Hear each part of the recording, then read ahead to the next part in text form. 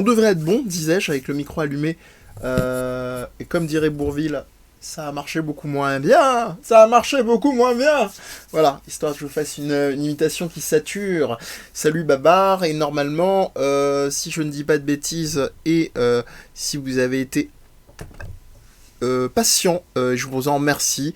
Je pense retrouver effectivement French Guy Artist est toujours là, Gabor également, Babar tu viens d'arriver, Requiem nous a rejoint et nous avons malheureusement je crois perdu un nouveau follower mais qui est peut-être parti vaquer à de nouvelles occupations. Peut-être que il ou elle reviendra un petit peu plus tard. Bonsoir à tous et à toutes. Je vais du coup me lancer dans le vif du sujet. Bon, je me rends compte que j'ai pas changé le nom du stream et que c'est pas faisable en cours de route. Mais c'est pas grave, donc je vous gratifierai pas d'un indice jeu de mots foireux. Je sais pas ce que j'aurais pu trouver d'ailleurs. C'est vous. On va faire un jeu. Je vais vous parler tout de suite de ce dont on va discuter ce soir, mais c'est vous qui allez trouver le jeu de mots lamentable du soir en fonction de ce que ça vous inspire. Alors, je vais vous parler aujourd'hui. Alors, je m'étais dit que j'aurais bien voulu, entre guillemets, alterner, mais la fraîcheur du visionnage faisant, je me suis dit, bon, allez, restons dans le moment et parlons-en quand même si j'ai déjà parlé d'un film hier, en l'occurrence Sorcerer de William Friedkin. Je vais vous reparler d'un film et je vais vous parler d'un film, encore une fois, dans une ambiance bien particulière, parce que fantastico-horrifique, même plus horrifique, parce que Sorcerer, on est plus dans la dimension fantastique qu'autre chose. Et ce film, c'est pour ça que j'ai mis un petit peu de temps à arriver, quelques petites minutes, parce que je voulais vous trouver absolument des visuels, ça va être très important concernant le film, de qualité, c'est-à-dire que vous n'avez pas besoin de trop plisser les yeux pour pouvoir les distinguer, ça aurait été dommage. Eh bien je vais vous parler de Suspiria de Dario Argento, considéré par pas mal de monde, et honnêtement, justement, je l'ai revu hier, et c'est pour ça que je vous en parle, et que je voulais profiter du fait que ce soit tout frais. Je trouve, à mon humble avis, j'annonce, coup de pied latéral en pleine face, que c'est tout à fait mérité. Je tiens donc à faire un petit... un petit disclaimer ou on va dire avertir les gens qui seraient très très réfractaires au genre cinéma d'horreur. J'y reviendrai après dans le sens où pour moi c'est pas non plus problématique, mais on est en 77 si je ne m'abuse pour Suspiria, et en l'occurrence niveau effets spéciaux et réalisme, on est avec des trucs où on voit bien les ficelles. Il y a même des moments où on voit littéralement les ficelles. Donc je vous rassure, c'est pas aussi flippant que des récents films de la Trauma par exemple, qui est une société qui se spécialise là-dedans et qui met vraiment les moyens visuels pour que ça ait l'air bien cradingue. Donc il y a quelques plans effectivement, mais sincèrement c'est, je pense, même si vous êtes assez réfractaire au genre horrifique, assez surmontable.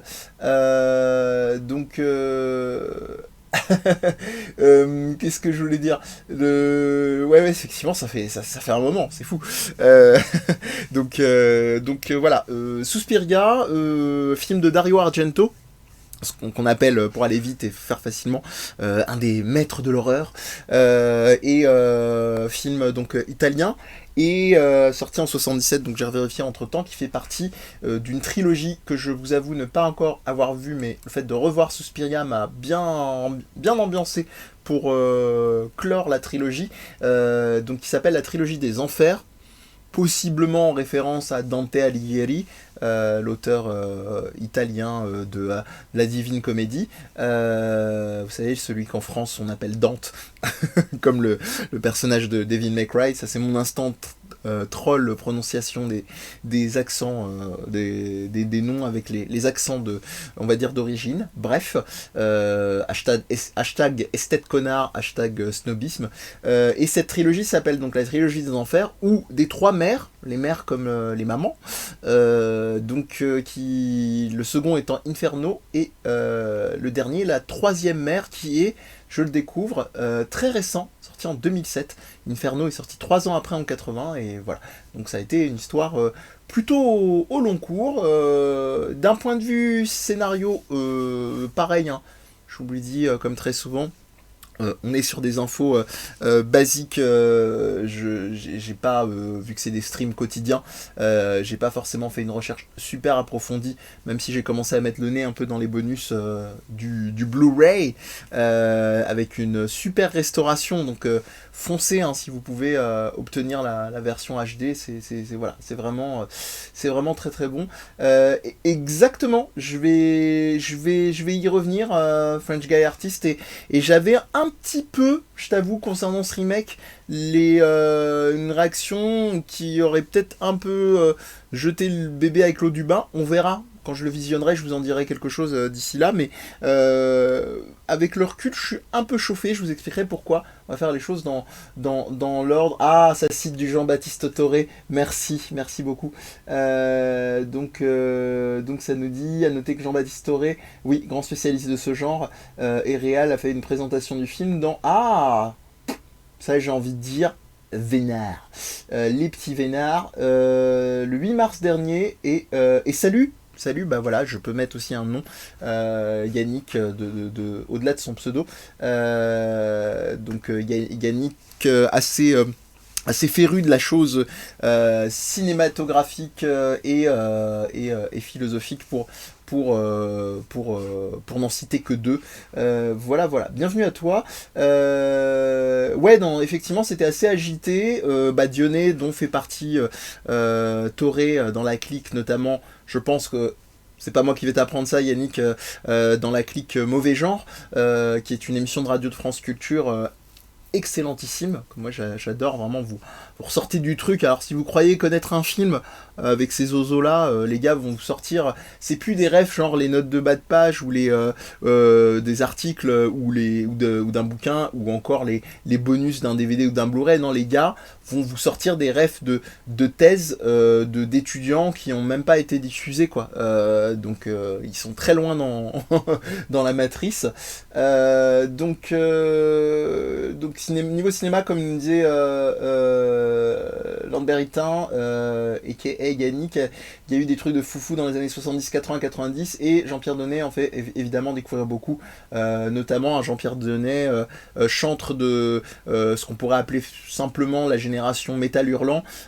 C'est un monsieur qui accessoirement nous a un peu beaucoup fait venir et faciliter la démocratisation des films de Miyazaki, ou donc des studios Ghibli, ou encore de Takeshi Kitano, pour ceux qui connaissent, côté cinéma japonais. Donc voilà, un très très très grand monsieur, qui d'ailleurs a sorti une biographie il n'y a pas longtemps, que j'ai très envie de lire, et qui faisait aussi, encore avant ça, partie d'une clique assez surprenante quand tu le dis. Et oui, avant Mouloud Achour, il y avait des cliques.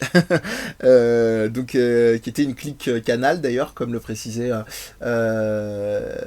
l'Adbéritain, qui était avec Philippe Manœuvre, aussi surprenant que ça soit, et Antoine Decaune. Voilà, pour les petites infos. Je vous invite vraiment à aller voir ce monsieur-là. Il a aussi fait sur Canal+, il a fait un format qui s'appelait Cinéma de quartier, qui était fabuleux, qui vous sensibilisait vraiment à certains cinémas de genre, de niche, ce que vous voulez. Voilà, bon, c'est effectivement, on a eu gros dealer de films du swag, animation ou live depuis les 70-80.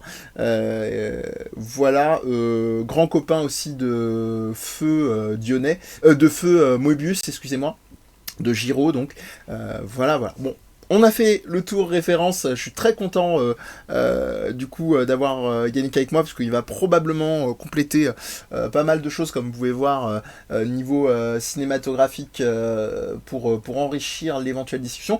Suspiria, alors Suspiria on est effectivement sur un film assez simple entre guillemets mais pas simpliste au niveau de son scénario. L'intrigue elle est très brève, donc c'est une jeune danseuse professionnelle américaine qui rejoint donc une école de danse spécialisée qu'est-ce que je voulais dire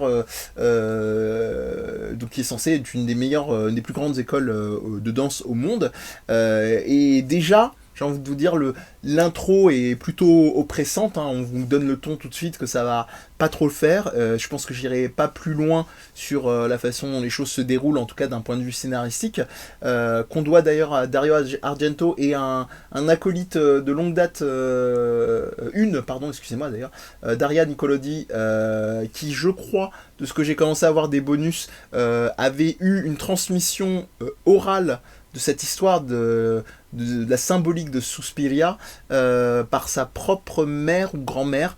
Voilà, donc je vous en dis pas plus sur ce qui est de la thématique évidemment parce que c'est une partie de l'intrigue et comme je vous disais c'est pas un truc énorme, vous avez vraiment quelques révélations mais c'est pas on n'est pas sur un film à scénario hyper alambiqué genre un Memento ou un Fight Club ou un que sais-je, j'en sais rien, enfin voilà, des films comme ça, révélation à embranchement, à tiroir. Non, on est sur quelque chose de très simple. Les tiroirs, vous allez voir, ils sont plus visuels, je vais revenir là-dessus. Et en l'occurrence, donc on est vraiment dans un genre très, très oppressant dès le début. Cette fameuse Suzy Banner, donc de son nom, personnage principal que vous voyez à l'écran, arrive dans l'académie. Il pleut des cordes, mais un truc de dingue, un orage pas possible. C'est une très bonne question. French Guy Artist.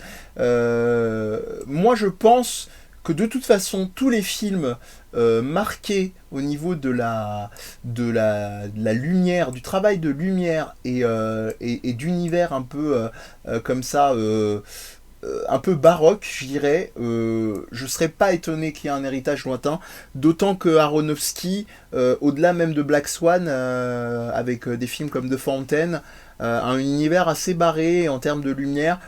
Je serais pas étonné qu'il y ait des filiations, voire même qu'il l'ait dit objectivement dans une interview. Donc Aronofsky, qui est le réalisateur de The Fountain, et d'un autre du film Pi aussi, et également d'un film que je porte au nu pour une raison qui va faire sourire les habitués de ce chat et de l'univers Death Podcast. C'est The Wrestler avec Mickey Rourke. Mais là, je digresse, et je continue. Alors, donc cette jeune danseuse donc arrive à la fameuse académie. Il pleut des cordes, elle galère comme pas permis. J'aurais dû vous la faire en mode ASMR. Tandis qu'elle tente d'obtenir tant bien que mal un taxi et qu'elle sonne désespérément à la porte, rien n'y fait. Elle retrouve alors refuge chez une amie et donc est là. On va dire c'est le drame ou comme on dirait plus récemment pour arrêter de faire du hockey boomer, ça tourne mal comme on dirait sur YouTube et tout de suite on a un élément qui va précipiter les choses et donner une tonalité horrifique pour pas dire fantastique et surtout d'emblée vous donner des grosses claques dans la gueule comme celle-ci. Alors je suis désolé pour le watermark, donc la note de copyright, enfin même je suis pas désolé parce que la personne s'est cassé la tête à faire un visuel de qualité et Osef si on me voit moins, mais voilà, vous vous retrouvez très très vite dans des décorums assez dingues dans Suspiria. Ça c'est un des éléments signature du film, c'est que il y a un travail sur le niveau du décor.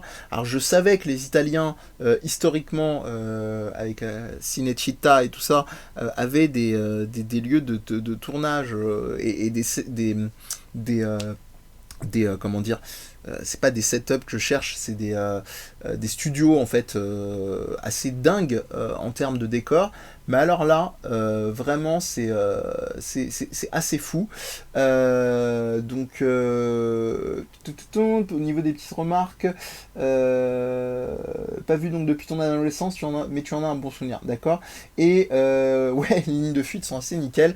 C'est assez ma boule tout du long. Vraiment, si vous faites pas le pas du film, je vous invite vraiment à comment dire, à au moins aller regarder il y a deux choses que je vous invite à aller voir. C'est soit le travail sur le décor, soit si tout ce qui est décor ça vous ambiance pas plus que ça, ces décors là ou en général, je vous invite, et j'y reviendrai juste après, à aller jeter une oreille sur la bande son qui est tarée et qui s'écoute vraiment de manière isolée par rapport au film.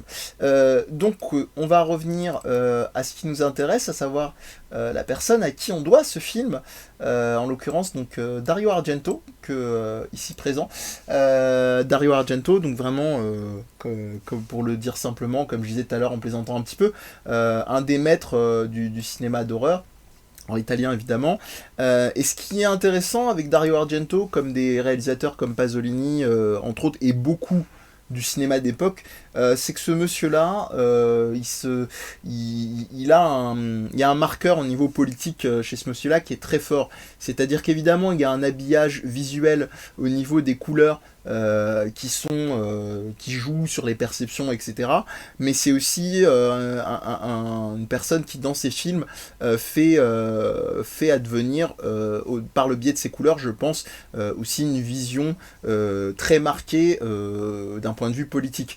Je vais vous donner un exemple un peu très très bateau dans mon interprétation, parce que je vous invite vraiment à aller voir sa carrière, ses films, ses interviews aussi, parce que c'est quelqu'un de très intéressant. Et bien, il y a beaucoup de rouge. Vous avez pu le voir avant, Suspiria est vraiment nimbé d'une ambiance de rouge. Alors évidemment, vous allez me dire c'est du rouge, la couleur des briques, c'est le rouge, c'est le sang, c'est du vin. Qui dit vin, dit pot de vin, c'est des magouilles politiques, tout ça, Rémi.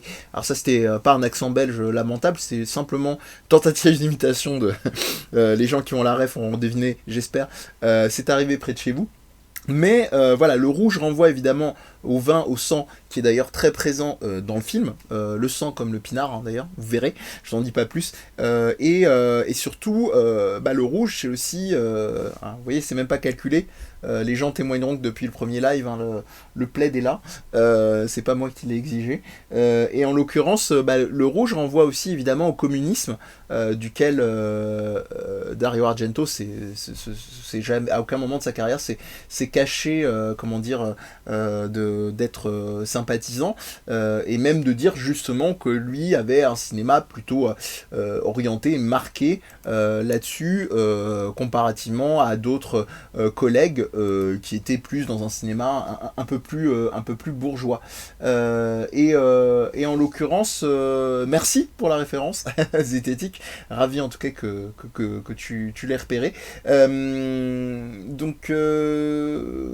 Est-ce que je crois qu'ils l'ont fait quoi donc, Requiem, le sang des Indiens d'Amérique, comme dirait Boulevard. Et donc je continue en attendant la réponse de Requiem. Donc très marqué au niveau effectivement du rouge dans le film, qui est un petit peu la carte d'identité au niveau de la couleur. Oui, d'accord, ok. Elle vient de monter au cerveau. Et surtout, ça a créé un autre truc que je tourne un petit peu autour du pot depuis tout à l'heure, pour vous dire, c'est que ça a créé un genre également, un genre dit contre-culture, sous-culture, voilà, cinéma de genre, qu'on appelle donc le giallo. Qui nous vient, comme la sonorité, vous vous en doutez bien, nous vient donc de l'Italie. Et effectivement, ce mouvement-là est vraiment Dario Argento en est un des représentants marqués, on va dire chef de file, pardon, qui d'ailleurs est un terme qui veut dire jaune, qui est une couleur aussi très présente présente en italien, donc très présente la couleur jaune dans le film Suspiria. On a un spectre qui oscille entre du rouge, du jaune, du bleu. C'est vraiment, vraiment c'est sublime hein, au niveau de la colo. En plus, le travail de restauration du film est vraiment magnifique. Il y a peut-être un ou deux plans qui sont un peu cracra sur lesquels ils n'ont rien pu faire. Je pense au niveau de la péloche. Mais globalement, c'est super chouette. Et donc je revérifiais pour pas trop vous dire de bêtises. Donc le Giallo, donc c'est voilà, c'est né vraiment dans les années 60. Et l'autre que je ne connaissais pas, c'est bien, j'apprends, avec Dario Argento, c'est Mario Bava, qui est aussi un autre des représentants. Et on est vraiment dans des espèces de films. C'est tout cinéma italien, je dirais un peu hybride. Je parle sous le contrôle des cinéphiles. Je suis pas à l'abri de dire des bêtises. Mais hybride, je pense aussi à ce qu'on appelle les westerns italiens, autrement appelés, j'ai un peu du mal avec l'appellation, mais c'est pas grave, qu'on connaissait plus sous le nom de western spaghetti, parce que moi j'ai toujours entendu plus ce côté un peu complètement raciste, on va dire, parce qu'un spaghetti, ça, voilà, c'est une manière de désigner aussi un italien, mais d'aucuns disaient que en fait Western Spaghetti c'était plus lié au fait que sur les tournages de western italien justement ils bouffaient beaucoup de pâtes. Je sais pas, va savoir. Peut-être que mon rejet est complètement infondé. Je continue de répondre aux réponses et aux références qui suivent. Pigeon, ah oui. Merci pour le poème de... allez, oui, allez voir. Alors par contre, autant je disais pour Suspiria, ça se supporte au niveau de l'horreur parce que graphiquement on voit les ficelles des effets spéciaux. Autant c'est arrivé près de chez vous. Surtout la fin, faut être bien accroché. Moi je l'ai pas revu depuis pas mal d'années. Je ne sais pas si j'arriverai à revoir la fin qui est assez costaude. Je ferme la parenthèse, mais en tout cas, faites-vous votre opinion. C'est arrivé près de chez vous si vous avez l'occasion avec Benoît Poulvord, qui est fabuleux dedans, comme très souvent d'ailleurs. Donc, Dario Argento, donc représentant du Giallo dans les années 60-80, qui sont ces espèces de films un peu thriller, horrifiques, avec beaucoup de teintes du côté aussi marqué d'un point de vue de l'érotisme. Déjà dans Suspiria, c'est un petit peu marqué. Alors il y a évidemment rien d'explicite, hein. Vous allez même pas voir, je suis pas en mode choquant, c'est pas bien, mais il y a même pas de nudité ou de choses comme ça, mais on a quand même des personnages effectivement principalement d'ailleurs en tout cas dans ce film-là féminin. Après on pourrait revenir évidemment sur tout cet érotisme autour des personnages féminins mourants. Je parle pas de dimension sexiste, hein, mais c'est simplement que c'est représentatif quand même d'un courant. Ah ouais, ah, je n'étais pas du tout au courant. Donc, dans le chat, on nous apprend qu'il y a un western allemand qu'on appelle le western choucroute. Ok. Souvent lié à la bouffe, ouais. Mais le western italien est tourné en Espagne. Ouais, ouais, tout à fait. Salut Sushi. Bienvenue à toi, installe-toi. On est en train de parler d'un film qui s'appelle Suspiria, d'un réalisateur qui s'appelle Dario Argento. Donc voilà, je te mets les choses tant bien que mal dans l'ordre pour que tu vois de quoi il est question. Et donc c'est un film d'horreur. Voilà. Je reprends donc mon idée. Je vous le disais, vu que l'arrivée de Sushi me permet de remettre vraiment en avant la dimension visuelle et la colorimétrie du film. Il y a un deuxième truc sur lequel je vais vraiment vous interpeller, c'est la bande son. La bande son, je la trouve. Alors je vous parlais de Tangerine Dreams hier. Et ben on va continuer un petit peu dans la même veine. C'est pour ça que j'avais un peu peur d'essayer de pas être trop redondant, mais bon, on va faire avec. vous composerez avec mes passions et avec ma manière de m'enflammer. Qu'est-ce que je veux dire, signé donc par un groupe donc qui s'appelle Goblin. Et surtout un compositeur dont le nom m'échappe, mais c'est pas grave, j'espère qu'il me reviendra. Je crois que c'est Anzelotti, je crois. Ah oui, si, sur ce que je vois de l'affiche, ouais, je crois que c'est ça. C'est Luciano Angelotti. Je revérifierai. Bref, tout ça pour vous dire que vraiment, j'exagère pas, je vous disais un peu plus tôt, c'est le genre de bande-son qui, typiquement, est écoutable, même limite en dehors du film lui-même. Alors, c'est particulier, hein, je vous préviens tout de suite. Ça peut être par moments très mélodique, notamment le thème principal de Suspiria au piano est merveilleux. Ça donne des ambiances aussi très cristallines, avec des trucs assez éthérés, assez légers, qui contrastent avec comment dire, le, l'atmosphère pesante justement du film et des films giallo, films d'horreur en règle générale. Ouais, bah écoute Babar, moi je t'avoue que Goblin je ne connaissais pas. Ça me faisait penser dans la façon dont ils sont décrits et dans leur musique à des univers un peu délire, genre si je dis pas de bêtises, c'est Dogma, qui est donc un groupe complètement taré, vraiment avec un univers dans lequel il faut vraiment rentrer. Et c'est un peu quelque chose, autant musicalement que dans la mise en scène, que dans les visuels. Voilà, je préfère reprévenir encore, Suspiria, il faut arriver à rentrer dedans. Et il y a notamment un truc qui n'est pas un défaut en soi, mais qui est peut-être un peu problématique pour ceux qui les verront aujourd'hui ou les plus jeunes générations. C'est que il y a des passages, il y en a beaucoup même, qui sont extrêmement kitsch. Au niveau de la mise en scène, que ce soit dans les actions, dans la façon par exemple, certains... Alors, spoiler, effectivement, il y a des morts. Et il se trouve, voilà, au début du film, vous avez un meurtre et il y a une espèce de coup de couteau qui est donné comme ça en mode... Ah, enfin voilà, les poses que sont, voilà, les acteurs sont pas dingues, hein, c'est un truc qui est connu à l'époque dans certains films italiens, il y avait des acteurs qui n'étaient pas forcément très plus semi-amateurs, voire amateurs que pro.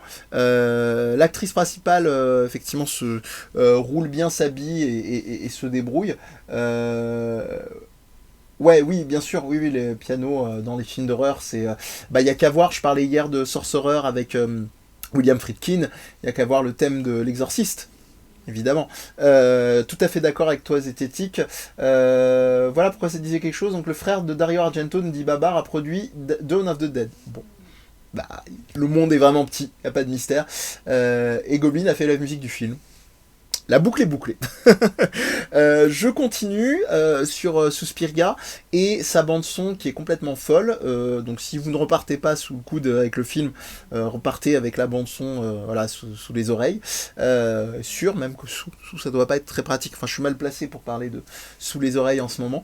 Et voilà, donc vraiment un film merveilleux. Faut accepter de vous laisser transporter. Dit comme ça fait vraiment simple, mais pour pas dire simpliste, mais il faut accepter de vous laisser transporter par à la fois l'univers. C'est le genre d'expérience sur lesquelles au début on peut avoir du mal à pas mettre de mots, sauf si on est habitué évidemment à cette esthétique-là, bien entendu. Mais sinon, si c'est vraiment une première ou un premier contact avec genre de film à l'esthétique très marquée, ça peut être un cap qui peut être difficile, mais franchement, tentez quand même, parce que je pense que, ne serait-ce qu'esthétiquement, enfin en tout cas d'un point de vue visuel, ou au moins musical, vous ressortirez grandi. Après, je peux tout à fait entendre qu'il y ait une dimension un peu kitschoun dans le choix très excessif des fils de couleurs, dans le côté symbolique. Je vais prendre un autre exemple qui vaut ce qui vaut, et où j'ai déjà vu ce genre de réaction, c'est le cinéma de Jodorowsky. Jodorowsky, effectivement, qui lui a aussi des univers au niveau comment dire, visuel et au niveau de sa mise en scène, qui peuvent avoir l'air très très kitsch, mais que moi je trouve formidable. Enfin, Jodorowsky, on peut dire effectivement ce qu'on pense du bonhomme, qu'il est très particulier, que ses choix de vie, notamment par rapport à l'éducation plus que spartiate de son fils, c'est très bien expliqué dans le film Dune, alors pas celui de ce cher David Lynch, mais celui qui n'est pas sorti, qui devait être le film sur Dune, réalisé par Jodorowsky, avec soi-disant un casting dingo et tout. allez voir ce documentaire de Dune autour de Jodorowsky's Dune. C'est incroyable. C'est incroyable. Même si vous foutez du film ou de l'univers du roman, vous allez voir, c'est complètement dingue. Jodorowsky, c'est un narrateur né. Et même si vous le prenez dans le côté, le mec est un escroc fini dans sa façon de présenter les choses, vous vous faites avoir. Voilà, vraiment, je repense à la recommandation d'hier. Je suis navré, j'ai oublié le titre du documentaire sur les platistes dont on parlait hier. Je pense que Babar va nous le rappeler. Oui, carrément. LSD 2000, ouais. Je pense que Argento et Jodorowsky, ça se pose là. Et puis même Aronofsky, hein, ça rime, mais c'est un peu dans cet héritage-là, hein, complètement, moi je trouve. Eh bien, en tout cas, pour revenir à ce que je disais, allez voir Jodorowsky's Dune, si vous avez l'occasion, si vous avez le temps. On en parlait hier sur un super live que je vous recommande, donc avec Alfie. Évidemment, si vous prenez le train en route de ces vidéos, ne culpabilisez certainement pas. C'est pas parce qu'on vous mitraille de recommandations qu'il faut avoir le temps de tout faire. Faites-le à votre rythme et surtout, kiffez. Je reviens et je termine sur Suspiria. Voilà, vraiment, moi j'ai fait l'expérience de me dire, ça faisait un moment que je l'avais au chaud en Blu-ray, et je me suis dit, bon, allez, va bien falloir que je le revoie. C'est un peu ce moment, vous savez, avec ces films où on se dit, est-ce qu'ils ont pas trop pris dans la gueule, est-ce que le charme est encore intact, et des fois c'est un peu dur, il y a toujours cette tendance de se dire, est-ce que je laisse pas mon petit souvenir bien enjolivé dans son coin. Bah voilà, j'ai passé le cap. J'en suis très heureux parce que je l'apprécie vraiment différemment. Et puis aussi, alors c'est très amusant si vous posez la question parce que je me la suis posée hier, pas à l'époque. Parce que je pense que j'avais dû le voir à l'époque en français, ce que j'ai fait de nouveau cette fois-ci. Et en gros, je me demandais mais quelle langue voir, parce que dans les cinémas, les films du cinéma italien, on se retrouve très souvent confronté à cette idée de films italiens, de se dire, surtout dans l'époque 60, 80, 90, en quelle langue est-ce que je les regarde? Parce qu'il y avait beaucoup de films avec des tournages, notamment avec des acteurs de langues très diverses, et où il y avait de la post-synchro qui était faite, donc ça donne des trucs complètement hybrides, donc vous allez avoir les acteurs italiens qui vont parler italien, les autres qui vont parler anglais, et c'est redoublé après. Donc voilà, moi je l'ai vu en français parce que ça faisait longtemps que je n'avais pas vu de film en français. Alors, il y a un petit souci, c'est qu'au niveau du mixage, à moins d'avoir une install son, c'était donc en DTS, etc., et ben il y a un déséquilibre entre la bande son et les voix des personnages, c'est un peu dommage. Mais bon, voilà, en tout cas, ça c'est vraiment d'un point de vue perso. C'est tout à fait matable en italien et en anglais, hein, donc ne vous en faites pas, tout est possible. French Guy Artist, pardon, qui nous dit j'ai Dune sur ma pile à lire, je veux me mettre à jour avant le nouveau film en production et voir enfin ce fameux documentaire. Ouais. Vraiment, j'insiste, mais je te recommande Jodorowsky, on en pense ce qu'on veut, mais très, très intéressant dans ce film. Et puis même, c'est un documentaire en réalité, parce que de toute façon, déjà, d'une part, le film n'a pas été fait, il n'a jamais abouti, et en plus, vous avez vraiment des tranches de vie, en fait. Je vous parlais du film du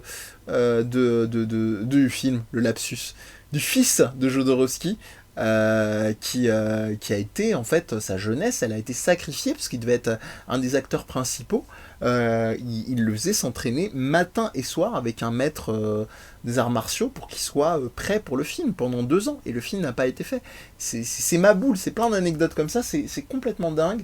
Et voilà. Ouais, Dune. Oui, c'est une somme, comme on dit. C'est édité chez Plomb. Voilà, comme ça, la ref est faite. Bah voilà, moi je pense que c'est à peu près, c'est déjà pas mal, l'essentiel pour ma part de ce que je pourrais vous dire sur Suspiria. French Guy Artist en parlait un petit peu plus tôt. J'ai eu la curiosité quand même, parce que j'en avais entendu parler très lointainement, de m'intéresser, c'est un grand mot, mais en tout cas me pencher sans le voir sur le remake de Suspiria réalisé dans les années 2000. Je sais plus si c'est pas juste avant 2010, peut-être 2009, un truc comme ça. Bref. Alors je vous avoue, j'ai eu un mouvement de rejet très très concon et très snob, hein, qui consistait à se dire ouais mais en fait c'est pas l'original quoi, non mais je regarde pas, ouais, c'est pas la peine, ça pourrait pas être meilleur que... Voilà. Vraiment le truc concon par excellence, et sincèrement après avoir revu le film et puis le fait d'avoir grandi, hein, par rapport à l'âge auquel je l'avais vu à l'époque, je me dis maintenant, bon bah voilà, peut-être que maintenant j'ai plus envie de recontextualiser les films dans leur carrière, de penser à ce qui a pu être fait en termes de remake, enfin voilà, j'ai plus la même façon de regarder, pour pas dire de concevoir, de consommer des films. Enfin, voilà. Et quand je vois en fait ce genre de photos, bah, je suis très ambiancé parce que j'ai pas pu m'empêcher en voyant cette photo-là de penser à deux films qui n'ont rien à voir en soi, mais au niveau de l'esthétique, je dirais, des corps, qui est très très marqué.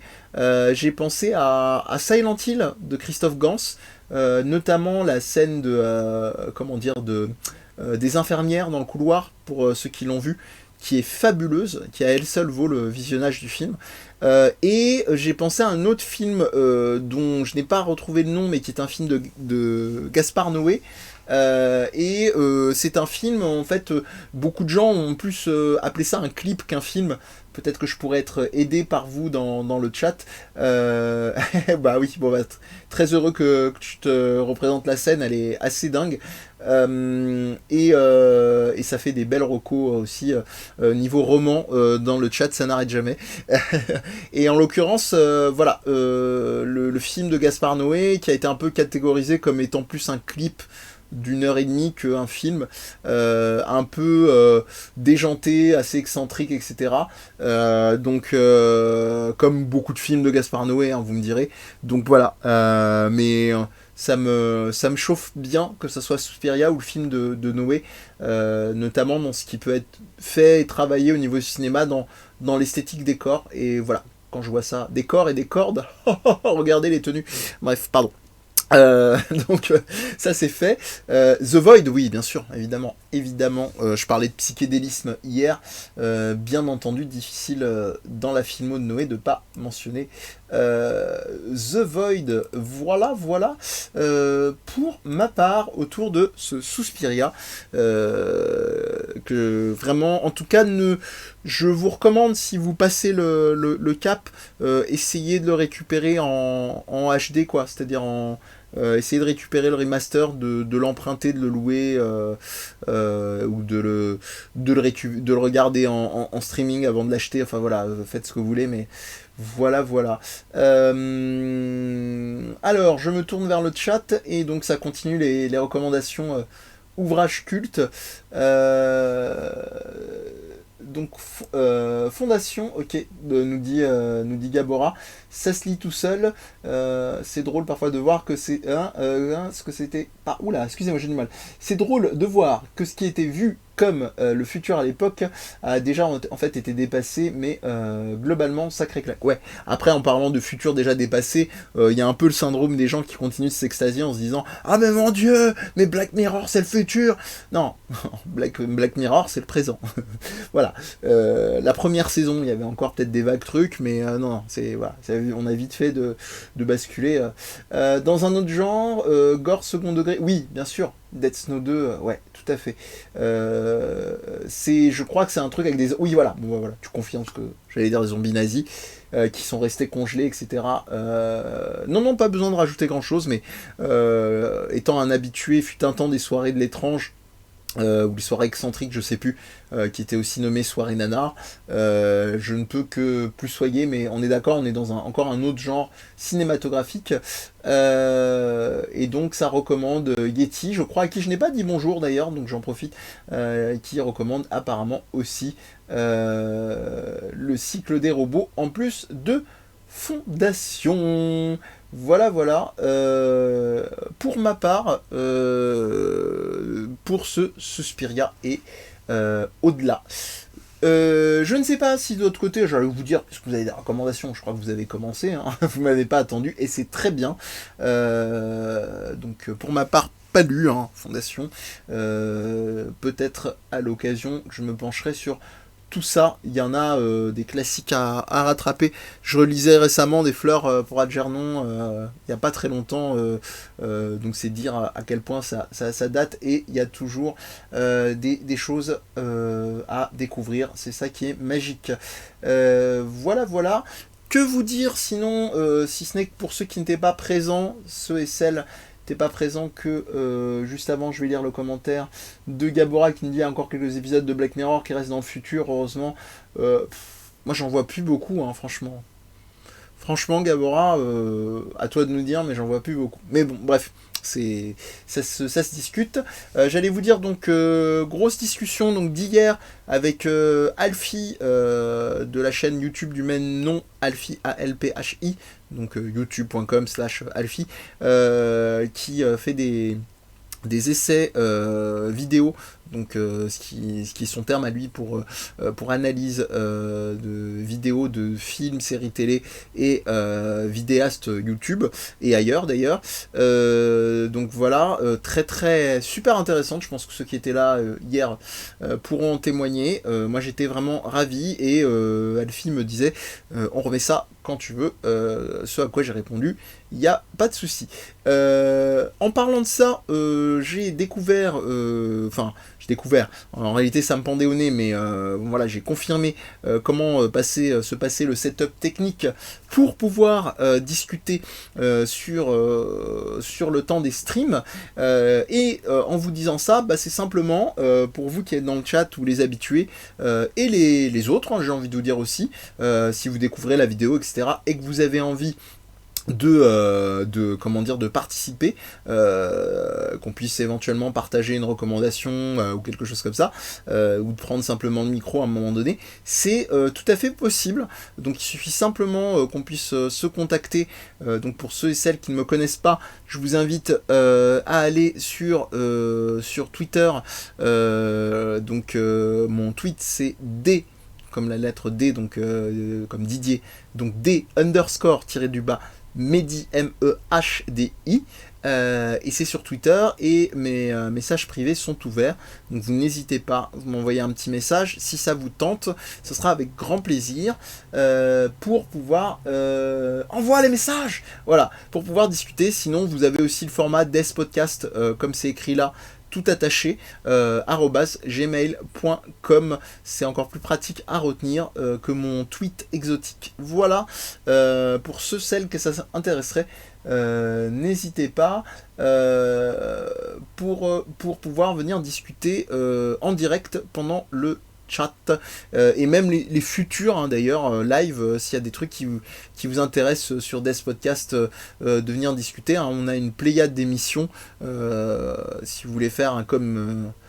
commentaire d'une émission en discutant, en disant je suis d'accord, je suis tellement d'accord, je suis tellement pas d'accord avec X ou Y truc qu'on a pu évoquer, n'hésitez surtout pas. Voilà pour ma part. Comme d'habitude, un dernier mot à vous dans le chat, s'il y en a, n'hésitez surtout pas. J'insiste, hein, je pense qu'on a des références pour à peu près jusqu'à 2070, 2100, 2200 si on invente la cryogénisation d'ici là, mais vraiment stable. Il y a un groupe qui s'appelle Foundations, ok, et c'est parti, hein. Donc voilà, on parle souvent de références. Si vous avez aussi des choses éventuellement à partager sur votre vécu de confinement, quoi ou qu'est-ce, heureuse ou un peu moins, hein, c'est aussi l'espace pour ça. Le stream ne porte pas le terme confinement que pour la formule. C'est un peu le but du jeu. Tractopelle, ah bah oui, carrément. Si tu commences à dropper du Camoulox, on va te suivre jusqu'au bout. C'est une très bonne question, Gabora. On va communiquer là-dessus. Il faut qu'on discute avec les collègues, parce que tu t'en doutes. Confinement oblige. Il y a eu un petit coupé-décalé. Pédiluve. Il y a eu un petit coupé-décalé par rapport à la publication, donc on va en discuter pour déjà se mettre d'accord et annoncer quand arrivera la dernière émission de date, qui est plus ou moins prête, mais quand est-ce qu'elle sera mise en ligne, parce que voilà, il faut qu'on réfléchisse évidemment à l'après, et surtout de savoir combien de temps va durer le confinement et quand est-ce qu'on récupérera le rythme de reprise des émissions. Voilà, donc c'est pour ça, ça me permet de te répondre en live, cher Gabora, et merci d'être fidèle à Viens on en parle et aux autres émissions, évidemment, de Death Podcast. Voilà, voilà. Bon, je crois que vous avez des super derniers mots en mode Camoulox. Hein. Je pense que ça sert à rien de gâcher. Faut qu'on fasse un Viens on B-side un jour. Écoute, moi, jusqu'au bout du monde avec vous, hein, de toute façon. Il n'y a pas de souci. Avec grand plaisir. Oui, j'en profite aussi pour ceux qui découvriraient. Alors c'est un petit peu, en général, c'est un peu à la One Again. Il faut que je trouve un moyen de pouvoir intégrer un truc avec des infos un peu moins en mode Legolas, c'est-à-dire écrites à l'écran pour que ceux qui auront la flemme puissent directement voir la chose et s'y renvoyer. Je vous renvoie aussi au stream de Morxine. Morxine, Morxin, qui est part-time intervenante de B-Side Games d'ailleurs, et qui en ce moment s'enjaille beaucoup sur Animal Crossing, donc n'hésitez pas à lui faire un petit coucou, ainsi qu'un autre collègue de stream lui aussi, mais qui lui est beaucoup plus loin dans le game, enfin Morxine l'est déjà beaucoup par rapport à nous, mais qui s'appelle Squeaky, et là je laisse Babar et comment dire, Yeti ainsi que Sushi noter le nom de Squeaky dans le chat pour que vous puissiez le retrouver, parce que sinon je vais les play très mal. Vous savez déjà que je galère pour des trucs simples niveau hashtag orthophonie, donc ils vont s'en charger très très bien pour moi. Squeak, squeak, squeakur, comme aime beaucoup à le répéter Sushi. Merci beaucoup Sushi, donc SQUICKY. Pas si compliqué que ça. On va terminer doucement. Bah oui, bien sûr. Je laisserai. On fera défiler avec du flash et des gifs le RIP de B-Side Games. On a pas mal parlé de futur. Nous dit French Guy Artist, tu recommandes pour changer ton roman préféré de Roland C. Wagner. Rêve de gloire. Ok. Une uchronie sur la guerre d'Algérie. Oh, déclaration d'amour à la musique. Bon, alors là, tu m'as chauffé de ouf, parce que c'est vrai qu'il y a pas des tonnes sous cet angle-là d'Uchronie, particulier sur des trucs touchy, sur le colonialisme et compagnie en France. Donc c'est précieux, je note comme les autres références très très très chaudement. Voilà. Non, vous ne pouvez pas. Il y a Danny Briand qui repeint un mur en diagonale avec de la feta. Évidemment. Ce serait du gâchis de bon fromage, mais ouais. Ok, bah écoute, oui, il est d'autant mieux placé, même si ça veut rien dire, on peut écrire très belles choses sur des domaines, des pays dans lesquels on n'est pas forcément né, dont on ne connaît que de manière distante la culture. Voilà. Et ben on va s'arrêter là, mes chers amis du chat. Je vais donc vous saluer bien bas, le Primi vous salue bien bas. Comme vous pouvez le voir, Mistinguette est de plus en plus en mode feignante. Toi, tu dis même plus bonjour, quoi. T'es en mode... Elle est en mode coussin, quoi. Voilà. Bah oui, navré, chère Fanny. Navré, allez, on va quand même faire pour toi un petit récap... Pas rapide, on va prendre de temps. On a parlé de Suspiria de Dario Argento, que tu connais peut-être, et si tu ne le connais pas pour le film, tu le connais peut-être aussi pour ses compositions musicales, donc qui sont signées par le groupe Goblin, qui a été très connu en Italie, qui s'est pas mal fait connaître dans le genre giallo et au-delà. Donc voilà, vraiment, moi je recommandais à plus de 1000, même si le film a un peu vieilli en termes de kitsch. Et la bande-son a été composée par un certain Luciano Angelotti. Pour vous donner un ordre d'idée, j'ai pas précisé tout à l'heure parce que j'ai appris l'anecdote. Il faut quand même savoir que Angelotti, pardon, c'est un Luciano Angelotti, c'était un mec. Ses compositions avec les Gobelins, le thème de Suspiria, il se vendait à l'époque à 3 millions d'exemplaires. Le truc, il était dans le top 10 ou top 50, comme on disait à l'époque, des cartons, même d'un point de vue de la variété, quoi. C'est-à-dire, il était au coude à coude avec la variétoche super fadasse, comme il y en avait aujourd'hui, comme il y en avait hier, et comme il y en aura probablement encore aujourd'hui. Voilà, pour vous dire à quel point c'est assez atypique. Sur ce, donc, je vous souhaite une bonne soirée après ce petit récap pour Cactuceratops. Et puis, prenez soin de vous. Et puis, de toute façon, à tout bientôt. J'ai presque envie de dire à demain. Ciao!